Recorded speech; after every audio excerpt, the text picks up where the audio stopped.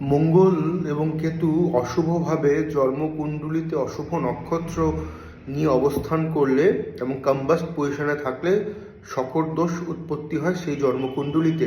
এবং শকর দোষ যেই ঘরে হচ্ছে এবং মঙ্গল যেই ভাবের কারকতাকে ধরে রেখেছে সেই ঘরকে, এবং মঙ্গল কেতুর জুতি যেই ঘরে হচ্ছে সেই জন্মকুণ্ডলীর এবং সেই ঘরের কারকতাকে পুরোপুরি কিন্তু এই শকর দোষ ডিস্ট্রয় করে দেয়।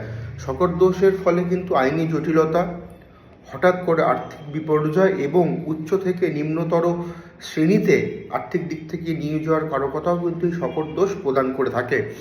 এবং যখন মঙ্গলের দশা অন্তর্দশা বা কেতুর দশা অন্তর্দশা চলে তখন এই শকর দোষের তীব্রতা প্রচণ্ডভাবে বেড়ে যায়।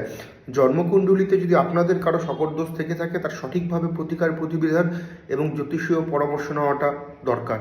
ভালো থাকবেন, নমস্কার।